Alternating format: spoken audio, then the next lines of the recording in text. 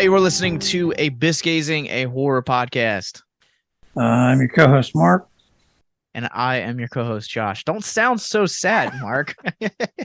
We're talking about one of your favorite movies. I know I'm a little kind of like sinusy and issuey tonight. It's all right. So, You brought the movie, I brought the guest. He is the director of the Genre-Blast-Film-Festival and his debut novella Love Potion 666, number 666, just hit shelves a few months ago is Mr. Nathan-D-Ludwig. Hello, good evening. Good to be here. Come bringing on the Vincent Price. It's a bit of a rainy night here, so it's a little spooky. where are you at? Yeah. What area? I am just outside of Richmond, Virginia. Oh, okay. So we, yeah, Yeah.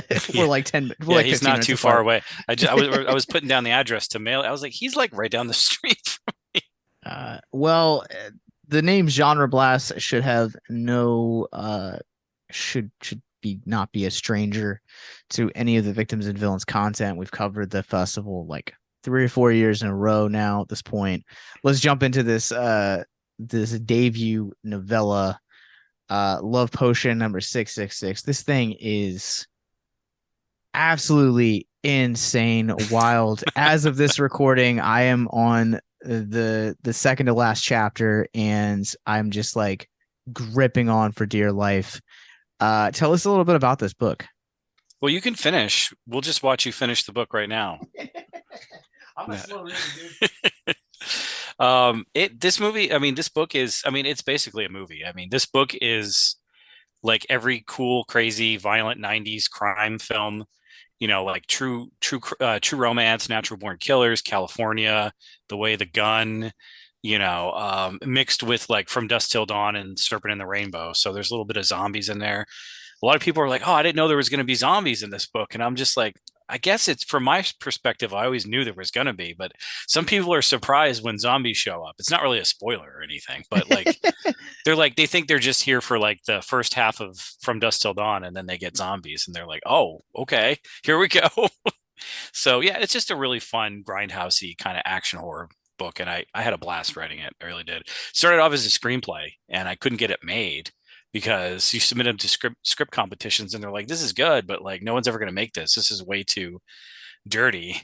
This is too much sex and too much crazy. Like there's no likable characters at all. So I mean, unless you're crazy, then there are likable characters like me.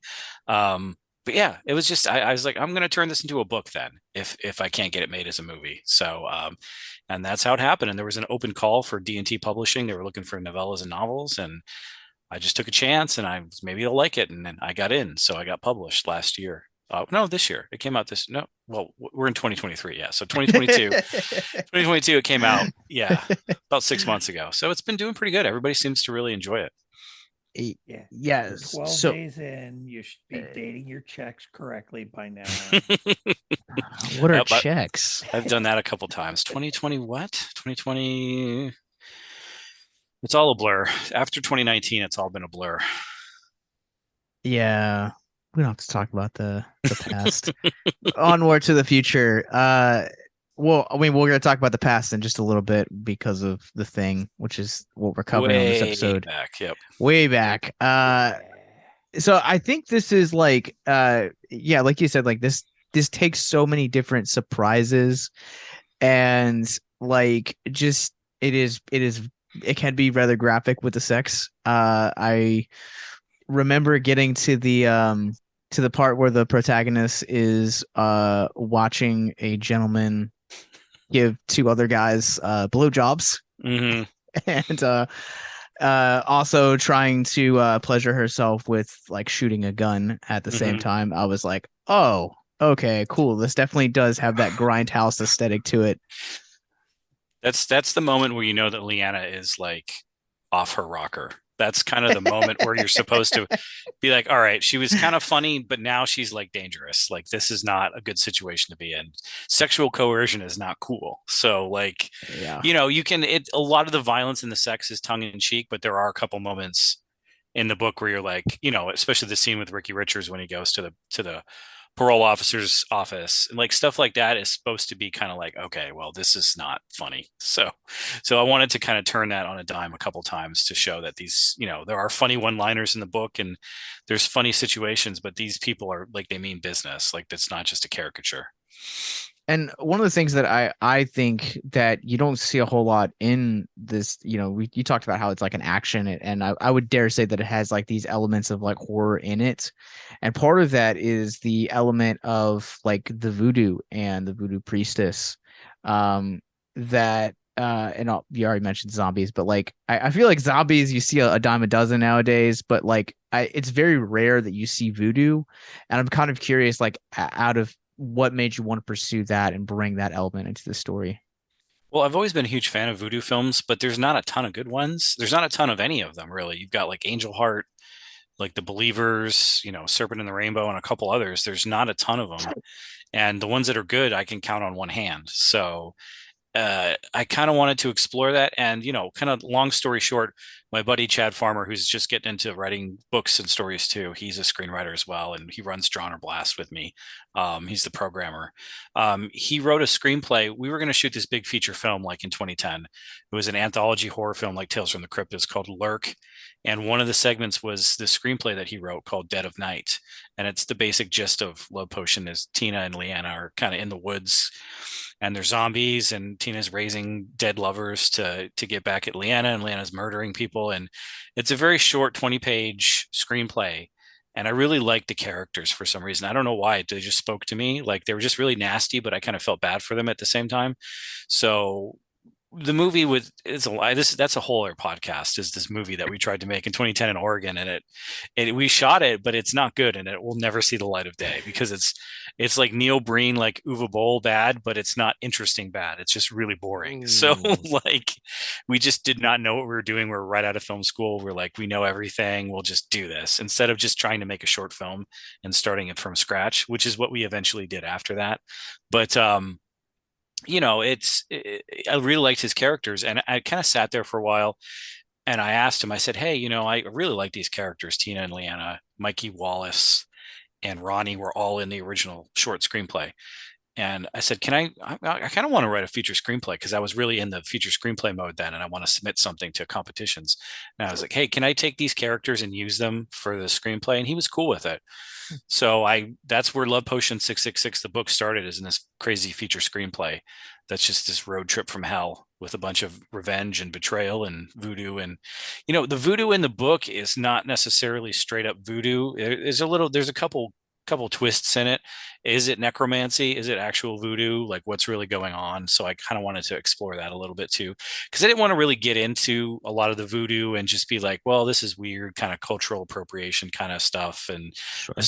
So I kind of kept it light with that stuff without making it going too heavy into that stuff and is it witchcraft? Is it necromancy? Is it voodoo? Whatever. Because these zombies are real zombies. So it's, voodoo zombies are kind of more just like mind control, so like what's the difference between the two? So yeah, that was a lot of fun to explore. So that's kind of where that all came from. And so this is my last question, and this one we might have to edit because it might take you a few minutes. So this is I'm a huge cinephile, much like you. And this is the first time that I've ever picked up a book and actually seen a recommended film list based on the book that I've just read. That's how I roll. Yeah. And so my question for you is like, if you had to cast this as a movie using like a Hollywood budget, who would be your ideal cast? For Leanna, I probably cast someone like an Anya Taylor-Joy or someone like that. For Tina, I probably do like a Catherine Hahn or like an Ann Dowd kind of character. For it's tough for the other ones because then it's kind of you could just probably pick anybody, but like I love my favorite character is Ricky Richards, and I would kind of do like a Michael Shannon kind of thing like that, Oh. or someone in that vein, because he's a very tall, lanky kind of guy. So he kind of looks a little bit like a Richard Petty kind of, Dennis Eckersley kind of guy. So you would have to like maybe like a Matthew McConaughey or like a Michael Shannon or something like that. Yeah. Those are the ones that I thought about. I really haven't thought about the other guys. Like who would Mikey play? You could kind of get anybody to play him. Um, I don't know. That would be a tough one. But yeah, those would be like the main guys, the main characters. I feel really bad, Mark. You got to read this book. It's crazy. I'm a slow reader, so I could have started this like 2 weeks ago and would still be like a quarter of the way through the book. I have been binging it because if you're like me, you guys can also pick this book up on Audible. It's a great dramatic reading. I can attest to that. I've been going back and forth between the book and the Great. Audible. But I was gonna say for Leanne, I don't know if I'm just like just thinking this because we're getting out of a year of Ty West, but Mia Goth was another one that kind of came to my Oh mind. yeah, absolutely. Mia Goth. There's a lot of Reese Witherspoon and Freeway in Leanna too. So it'd be like if you've ever seen Ozark, Ruth Langmore in Ozark is definitely a Leanna too. So that's definitely a good choice, Mia Goth. I didn't even think about that. So yeah, that's awesome. Yeah. Well, before we jump in to talk about the thing, where can people pick up Love Potion number 666? Yeah, thank you. You can get Love Potion 666 on Amazon, Kindle, and paperback and Audible. You can get it on, I think you can get it on Barnes and Noble. You can get it on Godless, which is an ebook app that specializes in horror ebooks. It's a really cool site. Most of the books are like 50 cents to $1. Go there, download them all, transfer them to your Kindle. Godless is a really cool app. Nice. All right, Mark. Well, I know I feel like participate now. Yeah, I feel like we've been we teased this last week when we did Megan, and this is I think we teased this earlier last year when we did The Changeling. This is John Carpenter's The Thing. We have brought up The Thing probably since the beginning of the podcast because it's one of the best examples of traditional effects in a horror movie. So absolutely, probably the best. Yeah. Yeah. So we have nothing to say because we've spent the last 2 years talking about it. So good night. Good night. No, I forgot. Like this is only the second time I've ever seen this movie, and I bought it to watch it, so now I can watch it as many times as I want. And I just forgot like how good these special effects were. This is like if you ever want to like talk to people about like why practical effects are or the limitations or their lack thereof when it comes to practical effects, The Thing is like the best example to throw at them because this is kind of like I would say like the definitive film when it comes to practical effects. Mm-hmm. Yeah, absolutely. Rob Bottin and the thing about it, they're cool special effects, but they're also really unsettling special effects. So when I see them, I'm not like, oh, cool. I'm like, that's disgusting, but like in a good way. Like every time I watch the movie, I'm just like, this is so gnarly. Like I can see this happening in real life. It's seamless. I love it. I love how the effects work. I've seen this movie probably 4, 5, 6 times, so it doesn't get old for me. That's why the second movie ended up, for lack of a better phrase, not for sucking, was because they went with computer. Yep.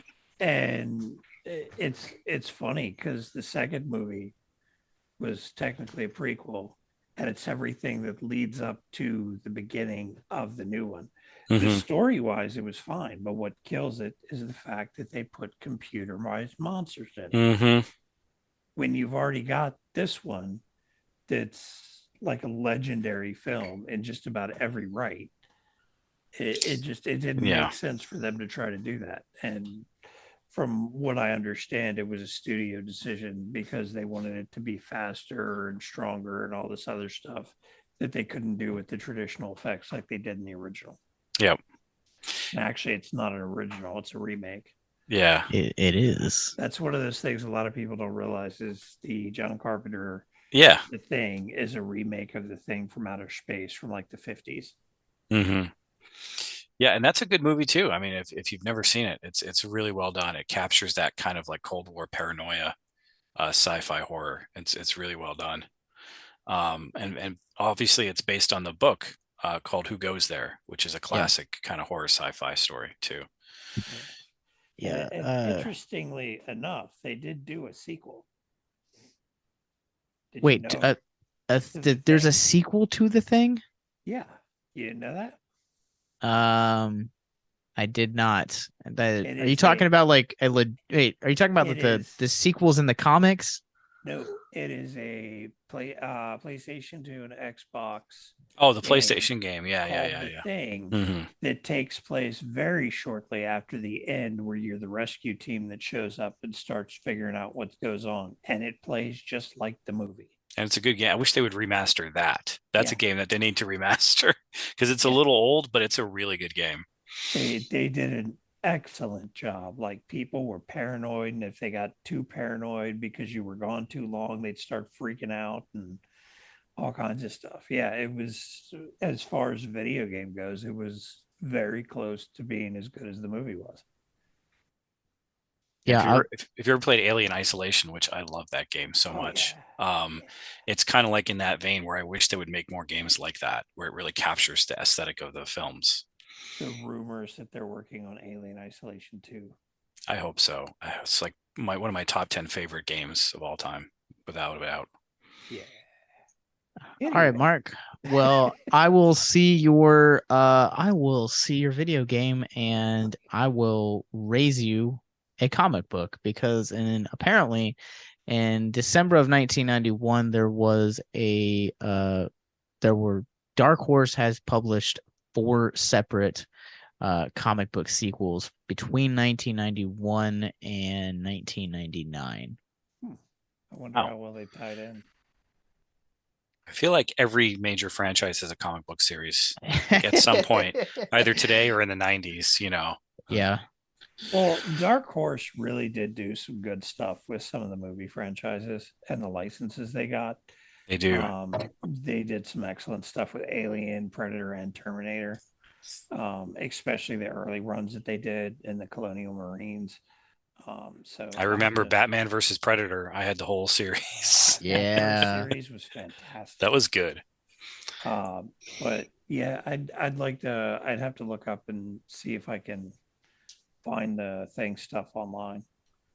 And I think before we also start jumping in and talking about this, it should also be worth mentioning that Carpenter considers The Thing the first of his Apocalypse trilogy, which is followed starting off in 1982 with The Thing, 1987's Prince of Darkness, and then concluding in 1994 with In the Mouth of Madness, which we have covered on Victims and Villains.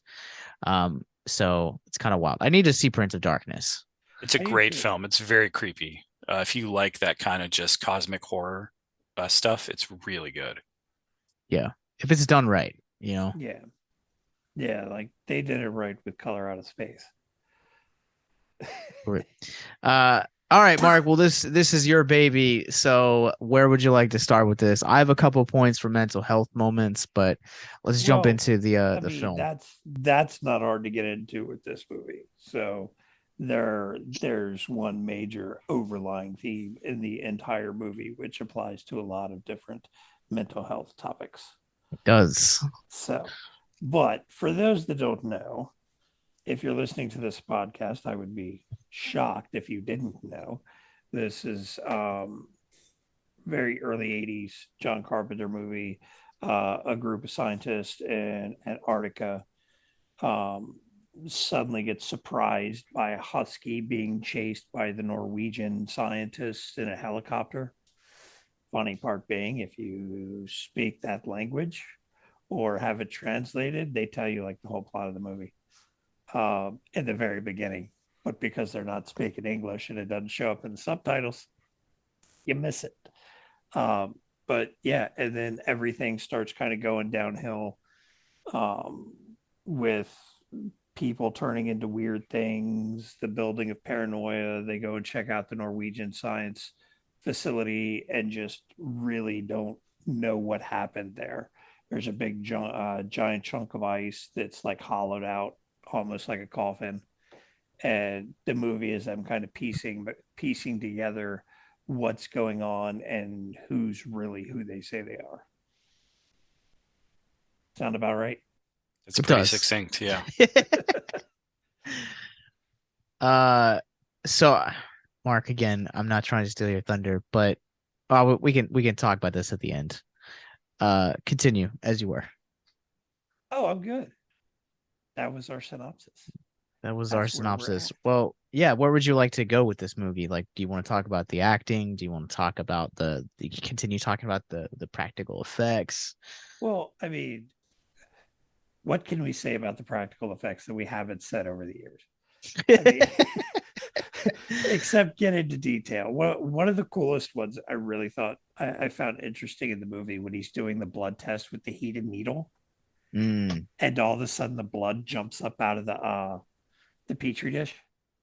I forgot that happened, and on this rewatch, like it got me. Like I was like, it's such a small thing, but the way they do it, it's just like, dude, that was so cool. That's my favorite scene in the whole movie is when they're in that room. Yeah. And they're all right, let's do the blood test. And you're just like, oh my God, when is it going to happen? Like, even when I rewatch the movie, I'm like, oh, when is it coming? Like, it's a great, not like a blatant jump scare, but you're like, there's this dread. Like, and the whole movie has dread, but that scene is like, there's like the thing is in the room. Which one is it going to be? And it's such a classic scene. Like, everybody always points to the scene where the guy is shocking the guy and he sticks his hand and he gets his hands bitten off, and that's a great scene where the huge thing transferred. But my favorite scene is the blood test scene by far. That's such a good example of building tension and suspense in a horror film. Absolutely. Yeah, for certain somebody in that room, if not multiple somebodies, is going to turn into one of these monsters, and they seem to do it in reaction to trying to survive. So somebody tied to that couch is going to turn into something. And you just have to sit there and wait on them to do this blood test person by person. If you or someone you know is listening to this podcast right now and you're struggling with suicide, addiction, self-harm, or depression, we encourage you guys to please reach out. This is the heartbeat of why we do what we do. Suicide is currently the 10th leading cause of death in the United States, and as of this recording, there are 132 suicides that take place each and every day on American soil.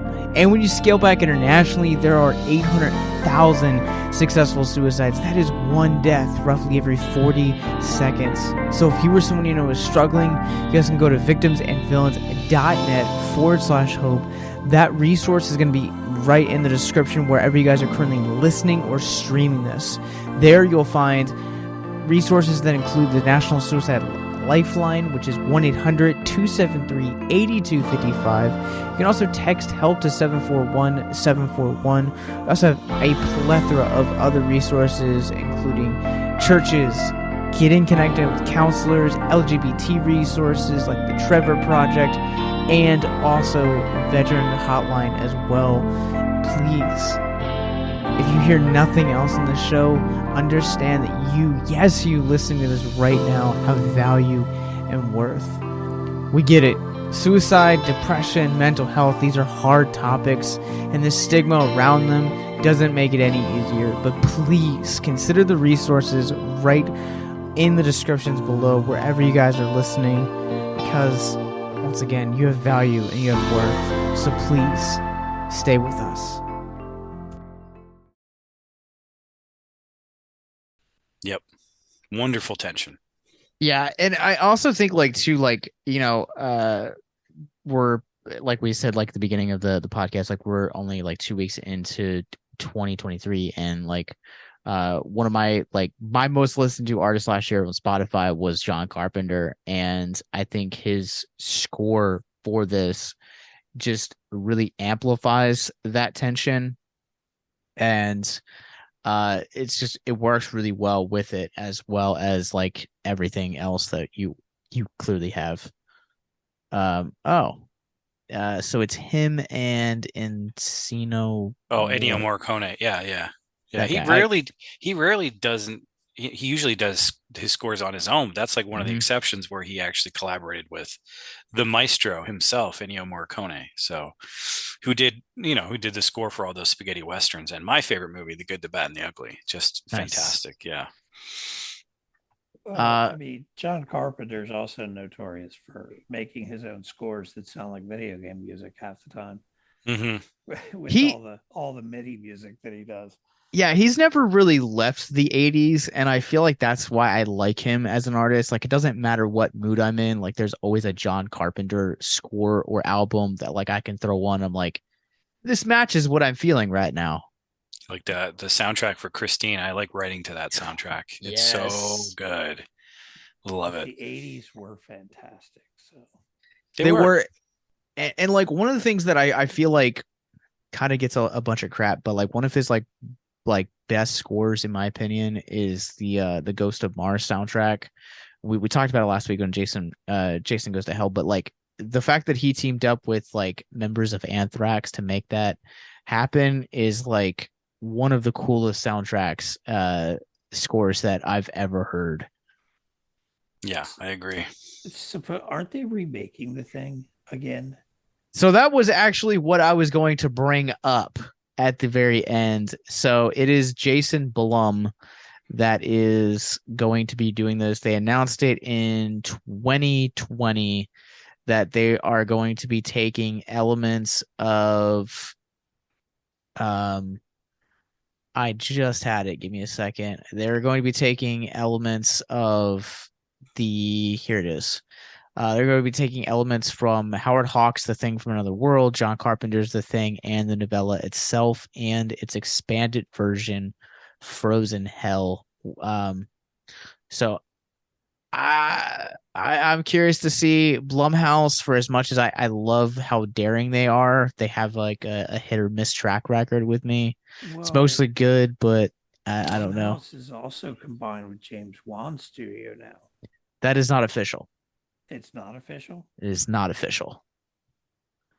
Okay, I thought it I mean, was. how many remakes have been really, really not just, but like really good in the last 10 years? Like Candyman is the only one I can think of. Like that's pretty Yeah, much it. Candyman, yeah. that really depends on who you talk to. I thought it was decent. I didn't think it was great. I thought I liked the way that they explored the mythos a little bit more. I like in how Same. it was. I don't want to spoil it for people who haven't seen it, but they really go into it, especially towards the end. I appreciated that. So, I mean, the original is still better. It's a fantastic film, but I really like the remake too. and for as Same. campy as it was, the second one, Farewell, what was it? Farewell to the Flesh or something like that. Yeah, Oh, yeah. here's one we'll be covering later this year, and I will say, and I might get canceled for this, but I will say that I liked the remake of Evil Dead over the original Evil Dead. I wouldn't go that far, but I do like the remake. It's enough difference that it stands on its own. It's a good film on its own. Exactly. Yeah, So yeah, Some of the writing is a little clunky in the beginning, the sure. setup and the dialogue, but once the gore gets going, it's a pretty good movie. yeah, and it was the fact that they didn't try to remake it. No, They it's made their all the own. characters are different, kind of. Yeah. Yeah. Because you could, I mean, who in the hell in their right mind would want to be cast as a remake of Ash? You can't do. That's why they went with the female lead. I think that was really smart of them. I mean, you'd almost need Stifler from American Pie would be the closest actor I could think that would even remotely come close to it. Oh, Yeah. Sean William Scott. Yeah, I Eh. forgot his name. I just know him as Stifler. Yeah. Maybe have you ever seen John Dies at the End? That's one of my favorite movies. So good. One of the leads in there. I think they would be a good Ash too. Absolutely. But it would have been foolish. He's one of those characters that character is him. Well, so I know that like there's a lot of people in the horror community that will agree, but like there are some actors that Hollywood's going to remake things. It's regardless. Mhm. And it kind of sucks, but it is what it is. And you know, Jackie Earl Haley and as Freddy Krueger, coming off of the success of Rorschach and Watchmen the year before, like I thought he was a great choice for it, and I really wish they would have taken the story elsewhere and kind of made it their own versus trying to actually stay in Wes's kind of realm of creativity. Yeah, I could go on a whole rant on that films, but I'm not going to. It's that's great casting. Yeah, That's really all I have nice to say about that movie. fair. I think a big issue they have a lot with these remakes and reboots is that they are trying to retell the same story that everybody knows. And Yes. some of these movies have been remade multiple times. So people Mhm. are tired of the same story over and over again. It's like The Crow. Look at The Crow. They finally supposedly have wrapped up recording a new one with one of the Scars Bill as Skarsgård. yeah, as Eric Draven. But when you look at the comics, that's every one is a mini series following a different person that comes back for vengeance. So why remake the original, which you're going to have a lot of people pissed off about because the original is awesome. Uh, why remake the original when you can pick up one of the other storylines and do a whole new movie based on a different Crow character? Well, so I think for that one in particular is because they've tried to do other Crow characters and they failed. And I think that if you're gonna have someone in there, that they need to have an understanding of the source material and not necessarily the legacy attached to just the cinema. Yeah, I feel like if they do go with a big budget version of a new Crow, people would be like, "You can't win for losing." They'd be like, why aren't you doing Eric Draven?" Because there'll probably be a bunch of people that don't know that the Crow is a different character in the comics every single time. So you can't win with these people. So, I mean, Yeah. they have one. I have one in my collection that I'm acquaintances with the artist of it, and I have all four issues signed. But the story is a Native American that was killed by some bandits back in the day. Comes back like 100 years later, and the relatives have turned into like a biker gang, and that's the story. Is he's hunting the relatives like 150 years later or something like that's a that. great idea. And if you did a movie or like Prey that came out last year, the Predator movie Prey, I love that Yeah, movie. And you're doing Yeah. something different with the franchise. yeah. And so I think that would be a great idea, what you just talked about for the movie. Like do something like that. Or remake a bad movie or remake a cult movie nobody remembers. That's what you should do. So we know that why they're all remaking the thing. It's for money, and that's for it. It's brand name recognition and for nothing else. So they And got to Yeah. keep trotting out these IPs to make more money. well, they did a good job with the was it 2018 Halloween and Halloween Kills. They just we're not even going to talk about the last one. We have a whole podcast dedicated to it. Uh But so they have the potential to do something good with it if they don't turn around and screw it up in the end. Mm-hmm. but The Thing from 1982 from John Carpenter is a It's great movie. epic. We And got we're to here get to we're back here to on talk track. about it. Yeah, yeah, yeah. We have derailed.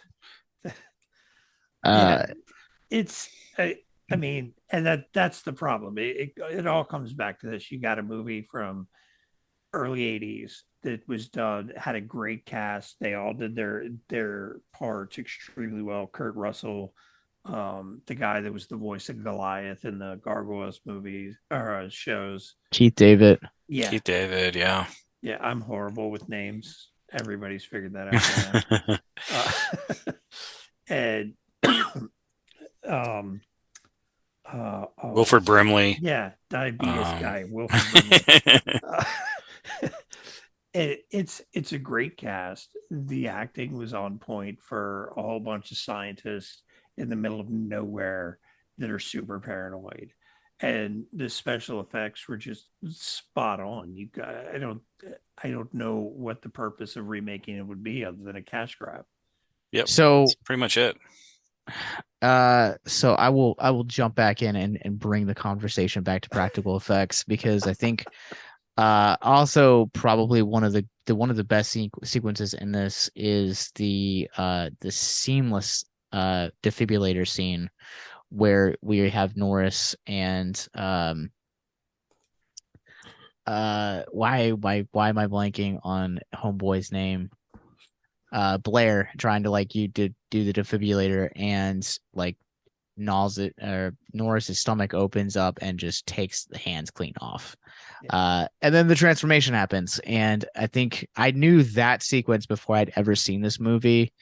And it's just one of the most just stunning showcases of practical effects. I mean, I know we've said this so many times over the years on this show, but the thing is like the pinnacle when it comes to practical effects. And like there are other ones that like I can think of, like Nightmare on Elm Street comes to mind. I think that one has really good practical effects, but nothing I will ever say can top what you see here in the thing, and the way that it weaves tension with its narrative and its score to match those effects is just absolutely incredible. And the animatronics that they used for it, the seamless, like you were talking about, some of the seamless transitions, they blowtorch it, it goes down, and then the head tears off of it and starts running off. And it's all practical effects. And it's almost unreal the way they do it. When you see stuff now compared to this, it's like, geez, Jesus. Yeah, I have a shirt that I should have worn it today. I forgot all about it. It's got the head crab, and it says, "You've got to be effing kidding." And because it's just standing there in the door, like screaming at him. uh-huh. It also gives you a sense of how dangerous this thing really is. Yes. Because they think they're killing it, but part of it's running off to infect something else. Mm-hmm. Yeah. And I think like even going back to the blood sequence, like you kind of see not only how smart it is, but how microscopic it can be. And I think that kind of gives it like another threat entirely. It does. And it's kind of like, I don't know, this might be a bit of a leap, but like one of the reasons like I like really scary supernatural, like demonic possession movies is you can't shoot a demon. You can't shoot a ghost. It's just not going to die. It's either going to mess with you or leave you alone. There's no escape from it. Yeah. And the thing is kind of like that because you can't really kill it. Like it just morphs into something else and infects somebody else, and there's no escape. So if you're locked in with this thing, you're pretty much screwed. Like it kind of is almost like a haunted house, basically. This ghost is haunting this place, even though it's an alien mutant life form. Yeah, and they go into detail when you get closer to the end of the movie. You find out that one of the isolated people has been building a spaceship to try to escape Mm-hmm. from isolation using spare parts from like the helicopter and another shack, and he's Mm-hmm. building a spaceship. So And why not? What else is there to do out there? so, so it almost gives you the idea that even though it's almost on a like germ kind of biological level, that it's almost like a transferred intelligence as well. Oh yeah, I think it's hyper intelligent. It's trying to escape. It's got to infect more people, you know. It's kind of like, the symbiote from Marvel Comics or whatever. It's got to like get its claws into other things, like to almost like possess them, you know. It's pretty Yeah. crazy and scary. Yeah, I also think it's like I love what you said, Nathan, about like the subgenre of like possession films and like demonic entities. It's one of these things that like I think like what makes it scarier is the unpredictability and like the fact that you don't know how to kill it. So it's like it's either going to mess with you or it's going to leave you alone. And I feel like those are the type of films that really like draw out like the legitimate fear within me as a viewer. Uh, and I think that like having not seen this movie for like 5 or 6 years, like I'd forgotten a lot of the plot points in this movie, and so like it felt like almost like rewatching it for the very first time to where I'm like, oh, and then like it jumps to like someone else, and I'm like, oh, and just the way that there's like an evolution in this, I would dare say makes it like probably one of the best films that is within Carpenter's filmography, as well as Kurt Russell and Keith David. Yeah, my favorites are probably They Live and Big Trouble in Little China, but like this is like solid number 3 for me, and it's one of the best horror films ever made. Absolutely.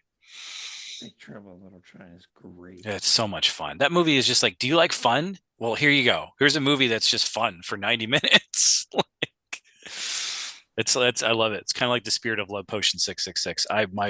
My creative stuff is all dessert and no vegetables. And Kurt Russell's in both of them. Yeah, Kurt Russell's fantastic. The Uh, audio, have you guys listened to the audio commentary for The Thing with John Carpenter and Kurt Russell? I have not. It's really entertaining if you get a chance to. Their rapport is just so fun, and they're just chatting about the movie. It's never boring. It's so informative and fun. Those two are great for an audio commentary. So if you ever get a chance to listen to it, you should. So from what I understand of Kurt Russell over the years, he's not scared to tell them what he thinks very Yeah. bluntly. So I could only imagine if they're talking about the movie, he's giving his point of view as blunt as he could possibly be with it. Yeah. That's just how he supposedly is. I mean, he's been in the system forever. He was in Disney movies when he was as a teenager. So like he's been around forever. Like Gunsmoke and things like that as a kid. Yeah, so he knows what he wants. Yeah, he's like an OG child actor. Yep, absolutely.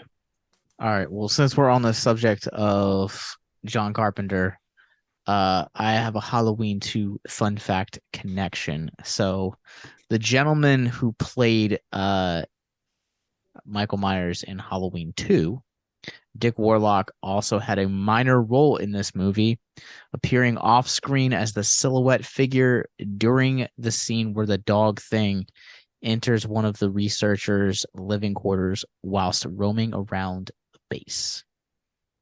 That's cool. Yeah, you know what? Halloween 2, solid sequel. I wish it was still canon though. It is, depending on which storyline. Yeah, I guess. Just choose one. Choose your own adventure.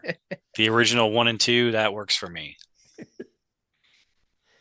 And I think one of the big things with what we do is we talk about various mental health, mental illness, things like that. And one of the big things they talk about in the movie is paranoia and who to trust, who can you talk to, who can you rely on. And it's a super big topic in this movie. Yeah, and I also feel like that plays into the isolation aspect as well, where you're literally in the middle of nowhere. And there's a scene in the beginning of the movie where they first find they come back from the Norwegian site and they're like deconstructing it, and they're like all kind of talking about like how long it would take for someone to go mad. And that for cabin fever in order to settle in. And one of the things that I think for even us now is, like we joked about it earlier, but coming out of an era of COVID restrictions, which did quarantine and kind of really separated us and drove us to kind of be online a lot more and stuff like that. Like I feel like that theme of isolation, like I couldn't do it, man. Like COVID was probably one of the worst times in my life, and like I absolutely hated doing COVID. I hated isolating. I hated quarantine. I hated every aspect of it because like I don't know how these guys are, but like I'm very much an extrovert, and I thrive on social situations. And so like being at cons, doing things like genre blast, like it took a massive dump on my mental health. Yeah, I went from being in the field for work every day and being in an office with other people to sitting on my couch and putting on like 60 pounds. So yeah. And now coming out of it, I don't like to go anywhere. I'd rather just stay home than go anywhere half the time. I think it burned out a lot of people where they're ready to go out, but they're like, you know what? I'll pass. Like I'm over it now. Like I think it's it's burned out a lot of people's wills to like go and do things because now everybody's kind of paranoid, kind of bringing it back to the thing. They're just like, what disease am I going to get now? Like if I go out, Yeah. like it's kind of like put a little bit of like underlying fear into people, just gathering in places now. I think that's just going to be there forever now. So, Well, better, I for mean, better or for worse. not just work. I used to go once or twice a month and play in like tabletop war game tournaments. Hmm.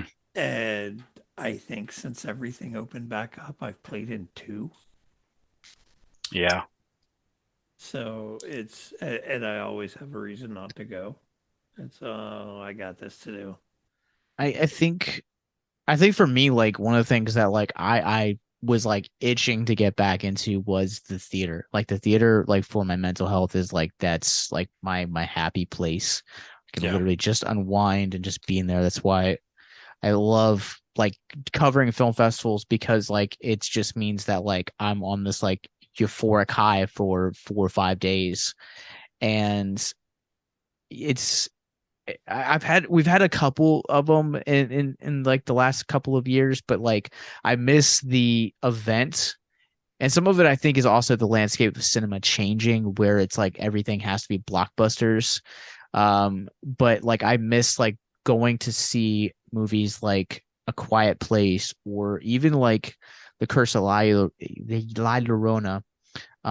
Like seeing that in theaters with like a packed house was like one of the best cinema experiences I've ever had. And Well, it look at Dune that came out this past year. It yeah, was taped for IMAX and big screen, and it was released on HBO Max. Hmm. yeah. Yeah, if given the option, I will always go to the theater to watch. I was just doing a podcast last night and we were just talking about like the death of movie theaters. Like it's coming. It's absolutely coming. Yeah, Will and there be theaters? Yeah, there'll be some, but like younger people just don't care about going to the movies. They don't care.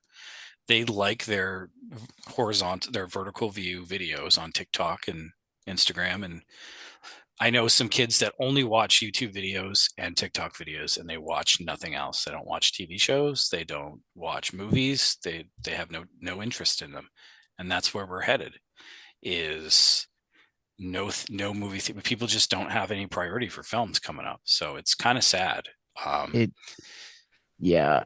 It I it I don't think it's so much that. I think a large portion of it is, why am I going to watch a movie when 6 weeks down the road it's going to be on a streaming service? And why am I going to go pay $20 for a ticket I when I pay $10 a month for that streaming service? How would you guys like to help us get mental health resources into schools, conventions, and other events? Well, now you can. Simply go to patreon.com/victims and villains for as little as $1 a month. You guys can help us get mental health resources into current and upcoming generations, educate and break down stigma surrounding mental health, suicide, and depression. And you get exclusive content that you can't get anywhere else. And you guys can tell us which Nicolas Cage movie you want us to cover, and we'll do it. All it takes to get started is to go to patreon.com/victims and villains, or simply click the link in the episode description wherever you guys are currently listening or streaming this episode. Pick your tier and get started today. Yes, it's that simple. So quickly select the tier that you want and help us get hope into the hands of the depressed and the suicidal today.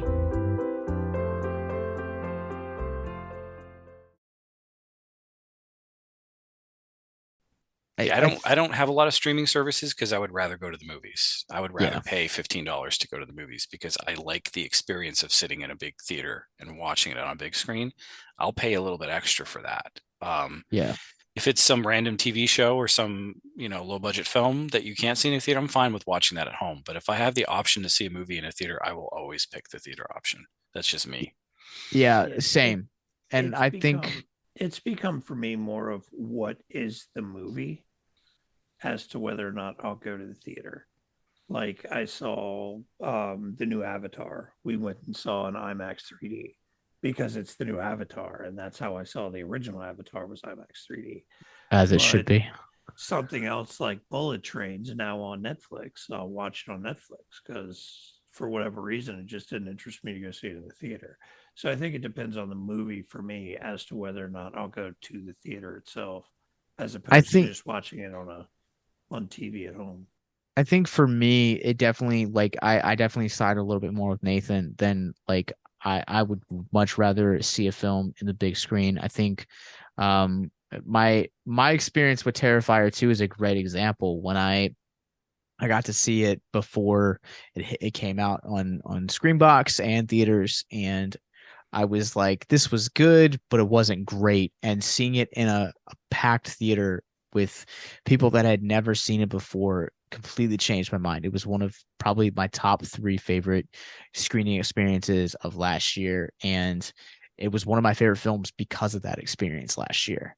Nope was And one of mine, and Nope was so I've good. I've seen it a couple times at home, Yeah, and I saw it opening night in IMAX.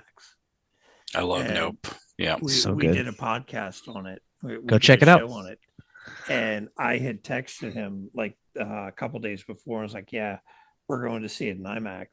And I think Josh's response was, "I canceled my tickets and got IMAX tickets." Yes, I did. And we went back and saw it on a regular screen, and It Yeah. so it was just it was wasn't the okay. same. It was okay. I will go. I have a Regal IMAX right up the street. And that's the only reason I go to Regal is because they have the IMAX and I've got the Regal pass. So it gives you like half off on an IMAX ticket or a free regular ticket. And so Yeah. if something is playing in IMAX, for example, I went and saw Bullet Train, Ambulance. These are movies that I would probably skip if I didn't see them in theaters. You know what I mean? Same. I saw them in IMAX and they were great and it changed. It's a different experience for me. Whereas like, you said Bullet Train, you had no interest in seeing it. Well, if I skip that in the movies, I'm not going to watch it as soon as it comes out on streaming because I know it's just going to be another streaming movie. I'll watch it eventually. But if something like Nope or Top Gun comes out in IMAX right down the street, I'm going to go see it as soon as possible because I want that gigantic sound and picture experience because it's very immersive for me. Yeah, I also like to go back to, like the state of cinema now. I think that I think for me, like one of the things that has been uh, not just that Nathan, what you were talking about, like that we're entering into this like time where everything is like TikTok and you Instagram Reels and YouTube and stuff like that. But I also think that like studios are more bigger studios that like dominate the theater are more afraid to take chances because tentpole films are these like billion-dollar returns. And then you also have like smaller films that are like losing films. Like we just saw that last year with Babylon. We saw it last year with Amsterdam. We saw it last year quite a few times. And some of the best movies that I think came out last year were like very small, quiet movies that like nobody ever heard of. And I love turning people on to films like in I think it was 2021, like one of my favorite films from that year came from Genre Blast, and it was Bad Girls. Mm-hmm. And I love being able to show people Bad Girls. It's such a fun film, and it's a lot like it's very unpredictable, and it's just an action packed good time. And I think that like there are good movies out there that are still being made that are not going to streaming, that are not going to theaters. They are just you just have to know where to look. Yeah, Well, I agree. I think a lot of the big budget films though have almost feel like they've lost touch with the audience in general Absolutely. because I they think with the just Marvel movies, I agree. The Marvel and DC movies, I mean, I go to see them all, but now it's not exciting anymore. It's kind of like a chore. Like even if they're good, like I really enjoyed Black Panther. It was excellent, but the rest of them have just been fine. And fine is fine good enough anymore. And I'm seeing like the opposite for like movies like Top Gun and the upcoming Mission Impossible, like Creed 3, like those movies look like must see movies in the theater and they're kind of going back to like the traditional blockbusters from the 80s and the 90s are kind of making a comeback now, I think. And they're making them shot for IMAX, Oppenheimer shot for IMAX, all God, that I stuff can't to, wait to for make you Oppenheimer. want to go to the movies and actually sit down in a theater and go see it. Avatar is another example. They're really focusing on the theatrical experience. Can you replicate this in your house? No. So if you can't, then go see it in the theater. But if you're going to watch a smaller movie, like, whatever, trying to think of something that's, like The Menu is a great movie, but you can probably watch it at home. It's not Yeah. really something that you have to see in a theater. So you mentioned watching it in your house. The problem today is most people want home theaters that are like a sound bar. Nobody really, for the most part, invests the money needed for a home theater or Mm-hmm. wants to. Plus, if they even attempt to, they want small speakers they can hide away. They don't want a speaker that's built to do the job. So Mm-hmm. you can do it at home. I Oh, you promise absolutely you. can. Yeah. I If you've used to got work twenty in home thousand theater. dollars. I used to work in home theater. Um, Mine needs some updating, but it still does the job very well. Like I was watching the first Avatar a couple weeks back, and I sounded like I was sitting in the middle of a gunfight quite a few times. And I have a huge TV in a small room, so you can. It's just whether or not it's a priority enough to make it happen. And then you've got the introduction now. They're switching from rear projectors to short throw laser projectors. So you can have a 120-inch screen in your living room for very little cost. And because it's laser, it's a much better picture from traditional rear projectors. So it's completely feasible. It might take you a couple years to piece it all together, but you can do it. Well, so there's one thing as we're winding down. There's one other thing that I want to like jump into while we're on the topic of mental health. There's a scene in particular where Dr. Blair is destroying all of like the communication to the outside world. And I thought this was such a good depiction of because like in the context, like obviously like they need to have a way to reach the outside world. And by taking that away, like you are taking away any salvation or help that they have. And this to me, I feel like was such a good depiction of how depression can cut us off from communicating with others and expressing that we need help or that we feel alone or that we feel isolated or that we feel broken and we need help being pieced back together. And I don't know, like to me, I feel like that was such a good representation of that in this movie. Yeah, I agree.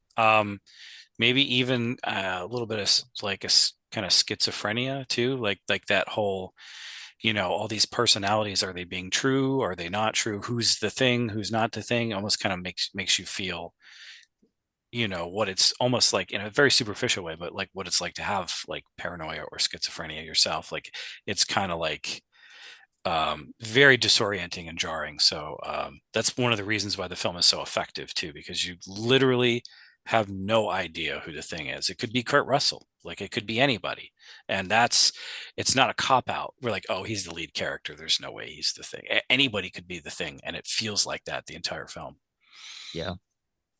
Yeah, the paranoia is really for me is the strongest thing out of the whole movie as far as all this goes. Because depending on what you're dealing with, some people are paranoid in crowds. Is everybody looking at me? And it goes back to a lot of mental state of mind. Even some forms of PTSD and stuff can present itself through paranoia.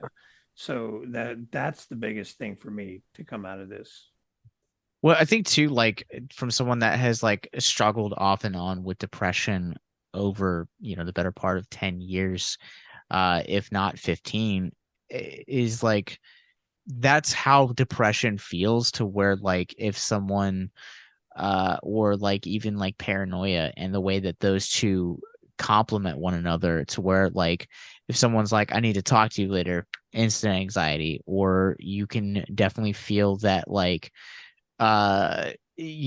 like if someone doesn't say something to you that normally would say something to you. Like there's paranoia there that, oh, this person is mad at me for X, Y, or Z reasons.